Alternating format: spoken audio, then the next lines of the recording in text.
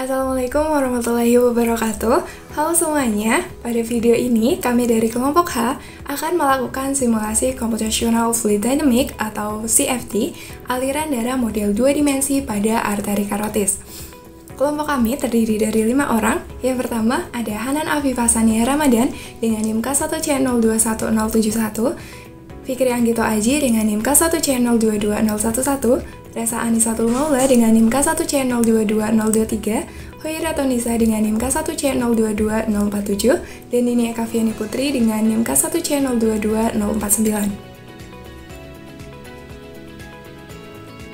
Dalam era kemajuan teknologi biomedis yang pesat, kita menyaksikan lompatan besar dalam penelitian dan pengembangan di bidang patologi kardiovaskular. Salah satu fokus yang menarik perhatian medis adalah studi mendalam tentang aliran darah dalam pembuluh arteri. Mengapa hal ini penting? Karena pemahaman yang lebih baik tentang dinamika aliran darah membuka pintu bagi kemajuan signifikan dalam diagnosis dan penanganan berbagai penyakit kardiovaskular. Salah satu pendekatan yang efektif adalah melalui simulasi Computational Fluid Dynamics atau CFD.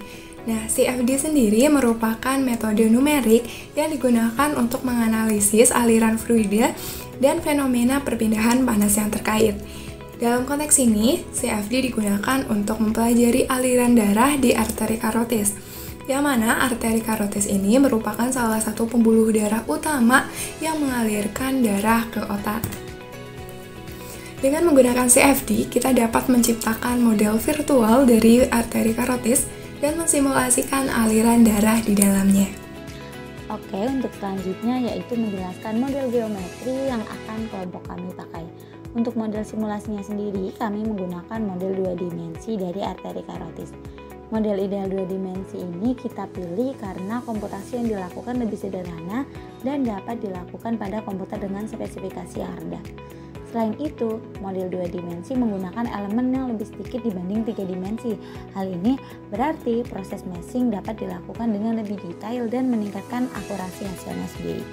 Dengan mesh yang lebih halus, simulasi dapat menangkap variasi kecil dalam aliran darah yang mungkin terlewatkan apabila kita menggunakan model 3 dimensi dengan mesh kasar. Hal ini sangat berpengaruh terhadap hasil komputasi yang lebih presisi, di mana perbedaan kecil dalam kecepatan aliran darah atau tekanan dapat mempengaruhi interpretasi hasil. Presisi yang lebih tinggi memungkinkan analisis yang lebih akurat mengenai resiko penyakit. Selanjutnya, material yang digunakan dalam simulasi CFD. Material yang digunakan dalam simulasi CFD yaitu darah. Namun darah tidak ada pada preset awal CFD sehingga digunakan custom material dengan viskositas 0,0035 kg per meter second dan densitas 1050 kg per meter kubik. Penjelasan selanjutnya yaitu mengenai kontur tekanan, kontur kecepatan, dan streamline. Pada simulasi ANSYS yang telah dibuat, diketahui bahwa kontur tekanan inlet sebesar 243 PA, kontur tekanan outlet sebesar minus 9,1 PA, kontur kecepatan inlet sebesar 0,3 meter per second, kontur kecepatan outlet sebesar 0,5 meter per second. Untuk menentukan streamline sendiri dibutuhkan bilangan Reynolds. Melalui perhitungan matematis, pada inlet memiliki bilangan Reynolds sebesar 126,63. Pada outlet memiliki bilangan RE sebesar 180. Seperti yang telah dijelaskan pada bab sebelumnya, apabila bilangan Reynolds kurang dari 2000, maka alirannya berada pada kondisi laminar. Apabila bilangan Reynolds berada di antara nilai 2000 dan 200, maka alirannya berada pada kondisi transisi. Dan apabila bilangan Reynolds berada pada nilai lebih dari 4000, maka alirannya berada pada kondisi turbulen. Didapatkan kesimpulan bahwa aliran pada pembuluh darah arteri berada pada kondisi laminar.